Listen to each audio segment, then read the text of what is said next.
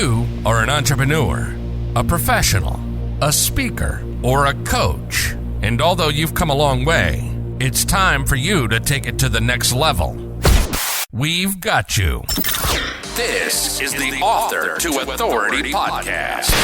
We'll help you use authority and influencer marketing to build your business stronger and faster by publishing a book. You'll hear from guests that are thought leaders in sales, marketing, networking, communication, social media, promotion, and business leadership.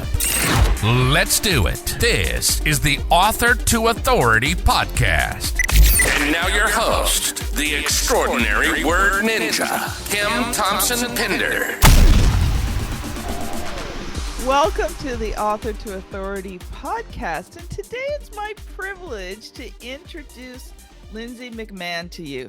Now, she is the co-host of All Ears English. Her podcast, get this, her podcast is downloaded 8 million times per month. Yes. All I can say is just, wow. Well, thank you. I'm excited to be here, Kim. It's also been ranked in Best of Apple podcast categories in 2018, 2019. You know, Lindsay and her podcast have been featured in Podcast Magazine, Language Magazine, and Forbes. Well, welcome to the show, Lindsay. Thank you. Really excited to be on your show here and add some value for your audience and your listeners today. So, Lindsay, we're going to get to talking about those tactics that can convert listeners into customers. But since it's your first time on the show, why don't you share a little bit about yourself? You know, how did you come to start your podcast? Just some of the things about your business story for us to get to know you a bit. Absolutely. So All Ears English was started in 2013. So we're going to have our 10-year anniversary this fall, which is amazing. Woo! Yeah. And, that was a very different time for podcasting.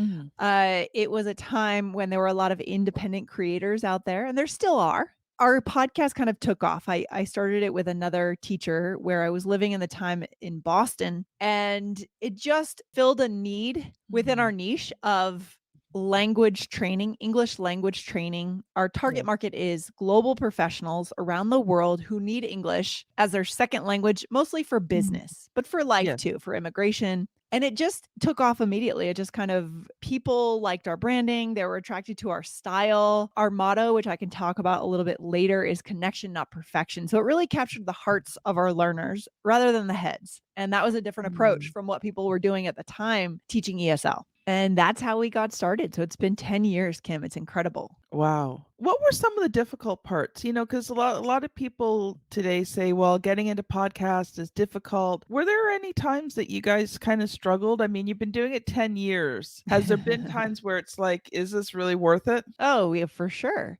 Definitely the consistency piece. You have to nail that first. And I'm going to talk about that a little bit later when we get into tactics. But just keeping the show publishing on a regular basis in itself is quite a feat. And you have to have the system set up. So that's hard, kind of getting the right team on the podcast. You know, hiring is always challenging, right? Asking the right questions. How do we build our team? I'm so lucky to have a wonderful podcasting team. We now have 3 podcasts, and I have a lovely team, and they're just fantastic. So that's been really helpful. Hard moments are, I think, in conversion. Conversion can be hard, right? It's one thing to launch a podcast. It's another thing if you want to sell courses on your podcast or live events. And so that can be hard and humbling for sure.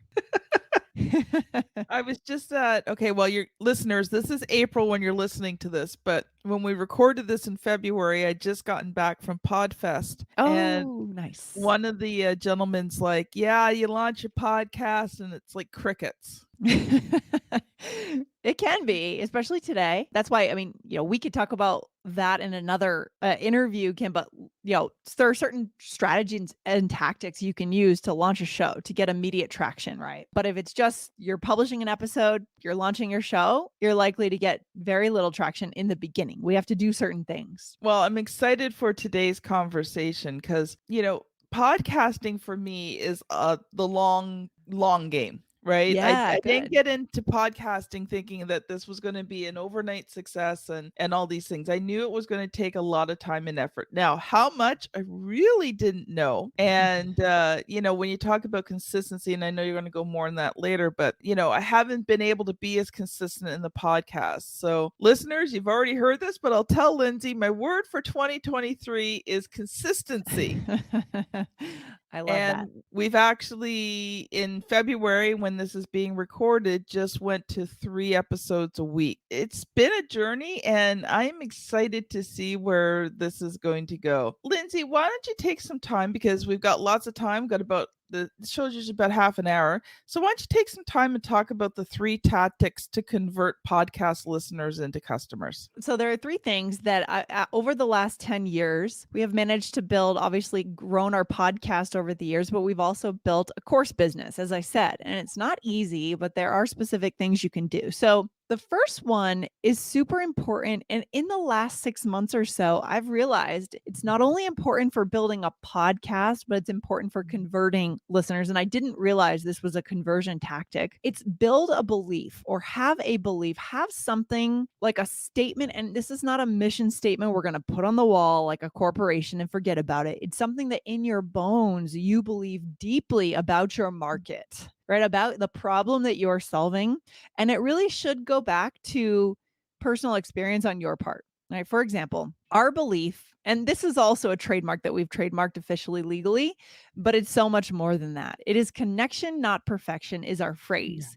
And this comes back to an original kind of challenge I had personally learning Spanish. I traveled for a year in South America. I backpacked. I traveled with a lot of Spanish speakers, native Spanish speakers from Spain, and I met many people. And there were many moments that I felt very disconnected. Like as a human being, we were all in a group. They're speaking Spanish fast. There was really no effort to bring me in. And to be honest, I felt lonely. But this was a moment where I started that deep belief that no one should ever be or feel disconnected because of language again. Any language, all over the world. It should always come down to human connection. And to be honest, in my field, not a lot of teachers focus on that. They go right to the grammar. They go right to, the punctuation, the vocabulary. But we, in every episode of the podcast, come back to connection. So our audience now knows this. We say connection, not perfection. Every takeaway of the episodes are always, what's the connection skill here? Not what's the grammar skill, it's what's the connection skill. So more recently, I've been seeing a lot of students I've said, hey, why did you join our course? Which we had mentioned on the show. And they said, because I also believe in connection, not perfection. So it's actually a selling point, right? It's not just differentiators, not just a tribe builder. It's actually a selling point. So that's an added bonus. It's not like I created it necessarily to sell. It goes much deeper in my heart.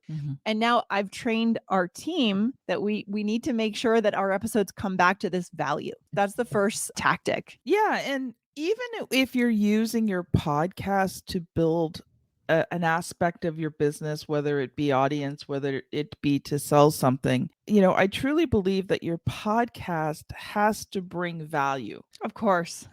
Like when guests come on my show, like I vet you before I invite you, or I vet you, when people ask to be on the show, it's not an automatic yes.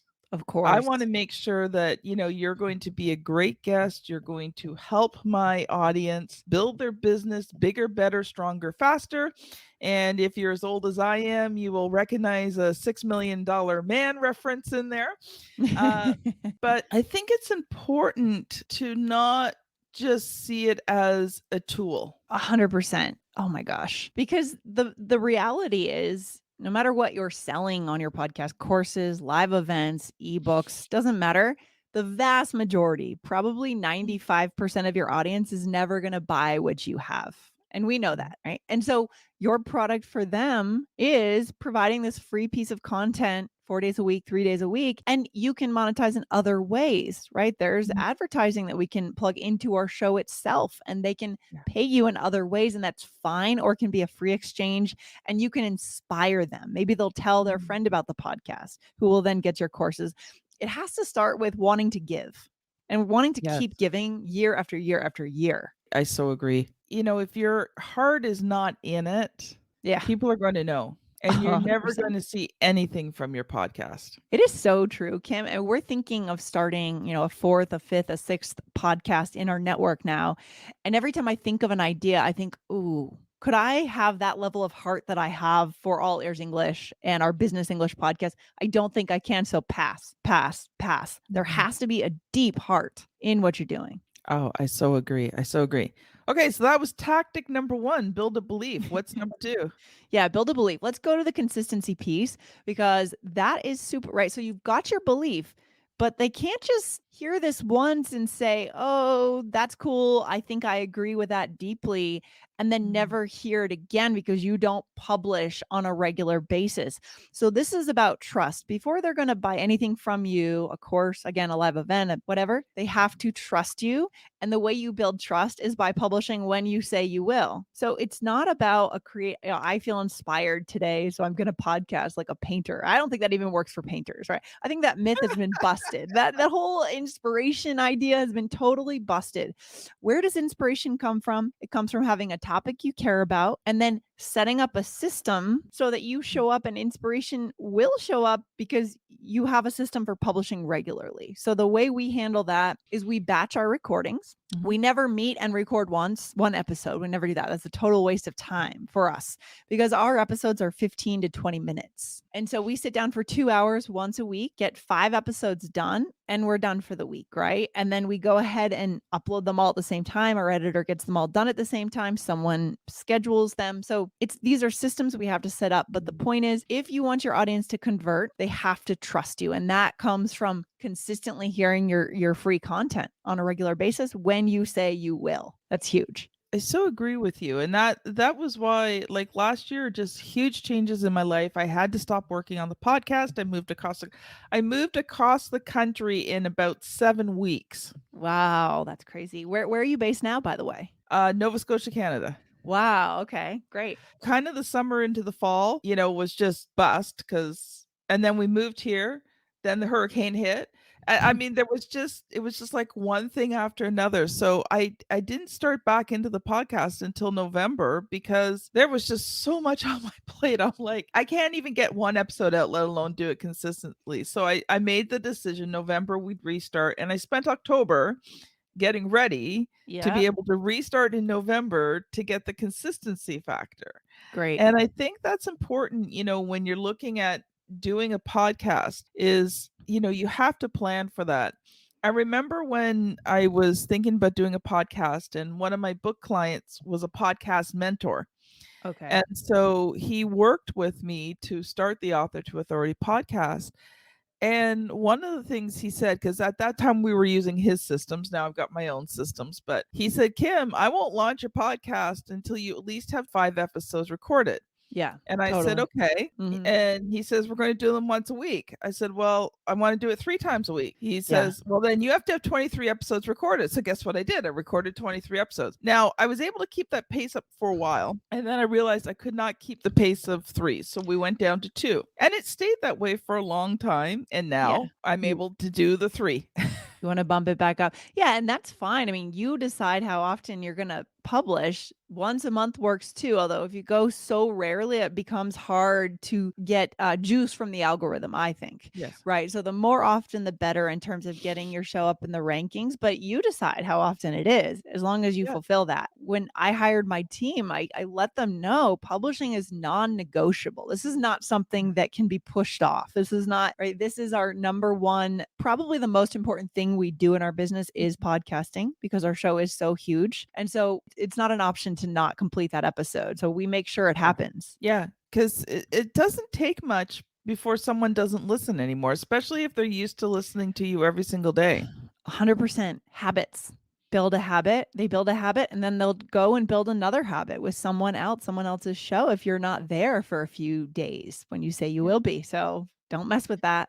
One thing I found when I was going through some of the rough times is just to keep some consistency going is I went back to some of the earlier episodes and reposted them because it doesn't Totally. always have to be brand new content. If you've got 100 episodes, you can go back to episode like 20. 100%. I completely agree with this. We recently launched a new business. It's called the Business English Podcast in our network. And that for the first 4 months of that podcast until now, it's been past episodes related to business that were buried deep in the archives. Episode 700. We're on 2000 now. So episode 700, episode 500. No one knows that episode exists. No one can even physically scroll back that far. So we took those, we kind of rebranded them with a new show, put at the top of a new feed, and hey, you have an episode. We'll be adding new ones, of course. You could do a lot of things with old content. Yeah. At one point, I didn't know what I was doing. So I switched podcast hosts and I lost my first 88 episodes and just never had time to re-upload them. Okay. How did you lose them? What happened? Like technically, did your feed get broken or what happened? Yeah, all that kind of. I don't even fully understand what happened. I just know that whatever I did, I didn't do it right. Oh no, I'm so sorry. That's heartbreaking. It really is. It was at the time, but the thing is that my podcast was still really small. Okay. So it didn't have a huge impact on the show. But I was thinking recently, and actually, listeners, by the time you hear this may be in place. We will see.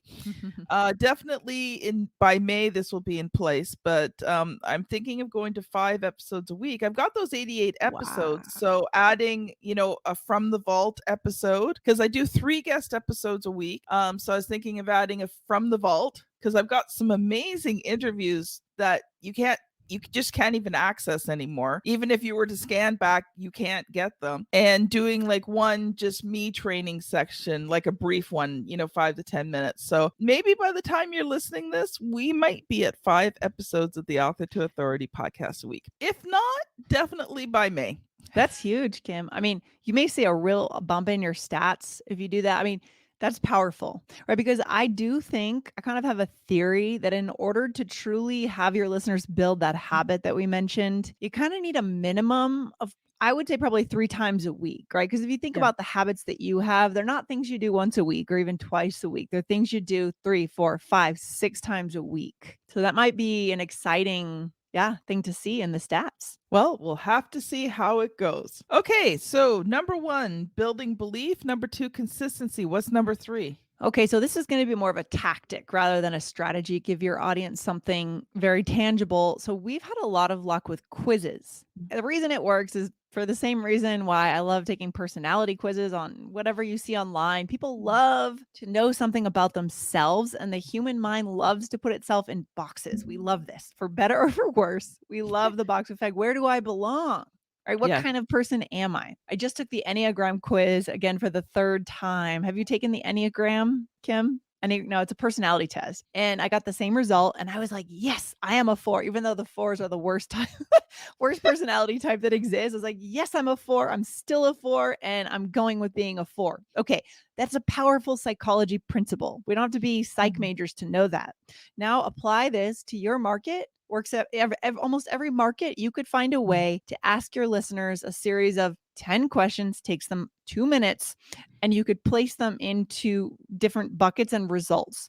Based on those results, you can tag them and send them targeted emails that will help them improve their situation and get higher open rates on your emails because that email is for them. And then you can introduce them. What we've done in the past is introduce them to a course with a special bonus related to their level, or you could put them in if you have levels for courses. It depends on what products your listeners are selling, but I think this works really well. The problem is that in my market now, everyone has started using quizzes. And so now we just need to build a better quiz is what we're planning to do this year. Do you have specific software that you use for these quizzes? Yes, we use bucket.io. It's a little on the pricey side. It's $99 a month. But if you're driving to a course or looking to build your email list, you just need to look at your lifetime value. It probably makes sense for most people. I know a lot of people use Typeform for surveys. I haven't tried it yet for quizzes, but it probably works well. I like it for surveys. So, and you could technically start off by doing this in a simple free Google form, right? You could manually sort people in your email. There's a lot you could do to test this. You don't have to spend $100 a month to do this initially, right? So the bucket.io, does it automatically like link to your autoresponders in that? Like, is there automation involved? Yes. Yeah, you can set it up. And so if you have an organized tagging system in your autoresponder, in your email, you can integrate it through API and you can say, okay, everyone who scored 25 points, whatever, they're in the score range of this to this, I want that person to be tagged with this tag. And then in Entreport, we use Entreport, we trigger a campaign based on that tag being assigned, right? And then it just goes from there. And then you're getting into funnels, which are not my passion. So maybe I won't talk about those too much, but there's a lot you can do. So quizzes are powerful. We've seen, I should pull it up, but I know we've seen, I want to say around 70% opt-in rates for quizzes compared to what we used to see on 3 video series opt-ins or ebook opt-ins, closer to 25, 30, 20%. So 70% is really high, I think, for an opt-in percentage, right? It definitely is. So that one's a little bit more techie, but definitely something to think about. What's number 4? Well, those were the 3. I thought we were going for 3 today. We could keep going. I could probably come up with a few more. But I feel like one of those days, Lindsay, I'm looking at 3 and I'm seeing 5. I mean, we could probably come up with 2 more, I'm sure. But I feel like what we've given your audience would definitely keep them busy, building that belief, being consistent once you have that belief. And just going back to that consistency piece, you need to consistently publish. And of course, you need to consistently mention your belief, right?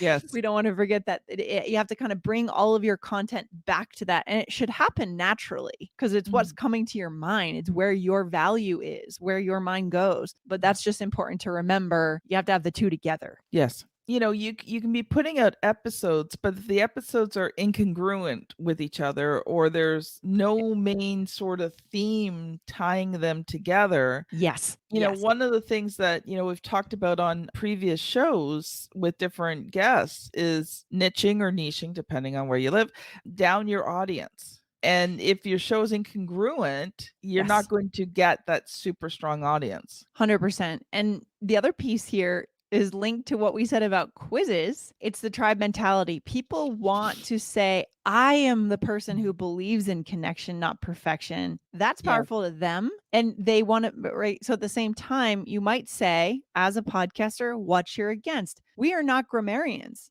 We do not do grammar for the sake of it. Some people do. I'm sure there are other podcasts that really want to do grammar and they love that. And maybe there are some listeners that don't agree with us. They don't think connection is the most important thing. So they're going to go over and listen to that grammar podcast. But we don't mind that, right? We want people to hook into that mentality of, I believe this, and it says something about me as a listener. Yeah, I so agree. Lindsay, if people have enjoyed this podcast episode, how can they connect with you? Yeah, so I'm working on coming up with some kind of an opt-in for anyone interested in building a podcast, but I do not have that prepared yet. I have not had time to do that.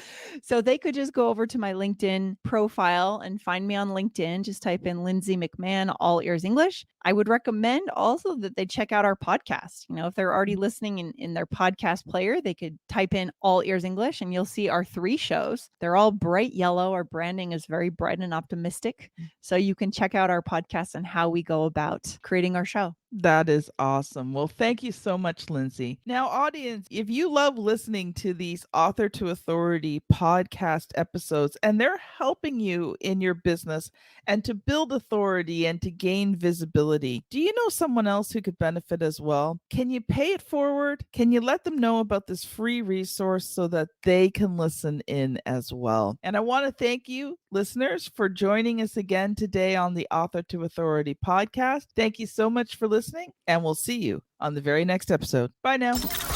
You've been listening to the Author to Authority podcast. The extraordinary word ninja, Kim Thompson Pinder, has helped over 200 entrepreneurs, professionals, speakers, and coaches write and publish their books that have become incredible marketing tools for their business. And many of those have gone on to become Amazon best-selling authors and have used their books to land high-level clients and get on big stages. We hope you've enjoyed the show. Make sure to like, rate, and review. And we'll be back soon. But in the meantime, hit the website at www.author2authoritypodcast.com. See you next time.